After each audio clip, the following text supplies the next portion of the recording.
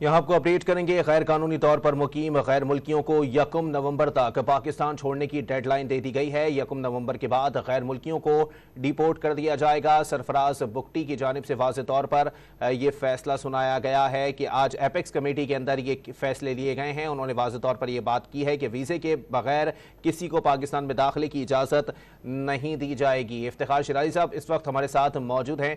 शिराजी साहब बताइएगा, ये आज फैसले जो हुए हैं ये बहुत अहम फैसले हैं, लेकिन आपको नहीं लगता बहुत वक्त दरकार होगा इस पर अमल दरामद के लिए? बिल्कुल, इसमें कोई शक नहीं है कि इस पे वक्त दरकार होगा, क्योंकि अभी तक हमें मालूम नहीं है कि ये जो गैर कानूनी तौर पे गैर मुल्की रह रहे हैं उनका डाटा इनके पास है कि नहीं है, डेटा कलेक्शन कर ली गई कि नहीं की गई। क्योंकि अगर करेंगे तो मुल्क के तूल अर्ज में ये लोग कहाँ कहाँ आबाद हैं और इसको इनको कैसे आइडेंटिफाई किया जाएगा, यकीनी तौर पर एक बड़ा मुश्किल काम है। तो क्या ये 1 नवंबर तक मुमकिन हो पाएगा? और क्योंकि वॉलंटियरली तो मेरा नहीं ख्याल कि वो लोग के जो गैर कानूनी तौर पे रह रहे हैं वो जाना चाहेंगे। यकीनी तौर पे इन लोगों के खिलाफ कार्रवाई करनी पड़ेगी, इनको आइडेंटिफाई करके तो फिर कहीं हम भेज पाएंगे। तो इसमें कोई शक नहीं कि ये बड़ा मुश्किल काम है, लेकिन पाकिस्तान में जहाँ सिक्योरिटी के इश्यूज हैं उसमें ये लोग बहुत हद तक हमें लगता है कि इन्वॉल्व हैं। यही वो लोग हैं कि जो पाकिस्तान के अंदर दहशतगर्दी की कार्रवाइयों के लिए इस्तेमाल भी होते हैं और सहूलतकारी का काम भी करते हैं। और कुछ रिपोर्ट्स ऐसी हैं कि जिनमें बताया गया है कि पाकिस्तान के शनाख्ती कार्ड पे पूरी दुनिया में ट्रैवल भी करते हैं, पाकिस्तान के पासपोर्ट पे ये पूरी दुनिया में ट्रैवल करते हैं। और हैरानकुन तौर पे हमारे इमिग्रेशन का निज़ाम इतना मजबूत और मजबूत नहीं है कि जब ये पाकिस्तानी पासपोर्ट के अंदर एक टेम्परिंग करके यहाँ से जाते हैं तो इनको एयरपोर्ट से पकड़ा जाए, बल्कि बड़े कामयाबी से यहाँ से गल्फ और दीगर ममालिक में जाते हैं और वहाँ जाके पकड़े गए हैं। तो कई रिपोर्ट्स इंटेलिजेंस की जो हमसे शेयर की गई हैं उसमें बताया गया है कि सऊदी अरब दीगर ममालिक में इन लोगों को आइडेंटिफाई किया गया और पाकिस्तान को आगाह भी किया गया कि ये पाकिस्तानी पासपोर्ट में टेम्परिंग करके वहाँ तक पहुँचे हैं और फिर वहाँ जाके भी एक मुख्तलिफ किस्म के जराइम में मुलविस पाए जाते हैं जिससे पाकिस्तान की बड़ी बदनामी होती है। तो मेरे ख्याल में एक फैसला लिया तो गया है, ये प्रॉब्लम को आज नया नहीं है, बरसा बरस का है। बिलखुसूस अफगान मुहाजिरीन को लेके बहुत सारे ऐसे हैं कि जो रजिस्टर्ड ही नहीं है।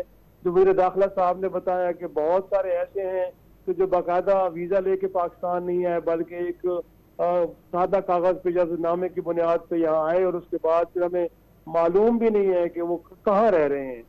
तो जाहिर सी बात तो यही वो लोग होते हैं कि दहशतगर्दी के खिलाफ जो दहशतगर्दी की कार्रवाई उनके लिए इस्तेमाल होते हैं। तो अब देखना यह है कि पाकिस्तान के जो इंटेलिजेंस इदारे हैं वो कितना बेहतर कारकर्दगी दिखाते हैं, क्योंकि डेडलाइन तो 1 माह की है और 30 दिन के अंदर इस काम को एक तरह से अंजाम देना कि इनको आइडेंटिफाई भी किया जाए और उसके बाद इनको मुल्क बदर भी किया जाए, मेरे ख्याल में मुश्किल टास्क है, लेकिन ये करना पड़ेगा। इसके बगैर पाकिस्तान के अंदर जो खसूस जो अमन अमान की सूरत हाल है उसमें बेहतरी के इम्कान नहीं है। और उससे बढ़ के जो पाकिस्तानी शनाख्त के ऊपर ये लोग बैरून मुल्क जाते हैं और वहाँ जाके पकड़े जाते हैं मुख्तलिफ जराइम में, उससे पाकिस्तान के लिए जो डिप्लोमेटिक फ्रंट के ऊपर मुश्किलात हैं वो बढ़ती जा रही हैं। तो देखें, अब मेरे ख्याल में 1 माह का वक्त है, इसमें हुकूमत वक्त ने वो कौन सी स्ट्रेटजी इवॉल्व की है, टास्क फोर्सेस बनाई जा रही हैं जब, तो मैं समझता हूँ कि हमें इंतजार करना होगा कि कितना अग्रेसिवली और कितना बेहतर अंदाज में इस मामले को हल करने की कोशिश की जाती है। मैं तो बल्कि ये भी कहूँगा कि बेहतर ये होगा कि आप अफगानिस्तान के अंदर सूरत हाल काफी हद तक पुरअमन हो गई है, तो अफगान मुहाजिरीन जिनकी एक बड़ी तादाद पाकिस्तान में मुकीम है, आप उनको भी अपने वतन वापस भेजने के लिए इंतजाम होने चाहिए। और इस हवाले से UN के साथ बड़े सीरियस टॉक्स होनी चाहिए, क्योंकि पाकिस्तान की अपनी पॉपुलेशन का साइज बहुत बड़ा है, 25 करोड़, और साथ में हमने लाखों अफगान मुहाजिरीन को पिछले 40 बरस से मेहमान रखा हुआ है। और इनमें से भी बहुत सारे ऐसे हैं जिनको हमने आइडेंटिफाई किया कि वो दहशतगर्दी की कार्रवाई में कहीं न कहीं मुलविस पाए गए हैं।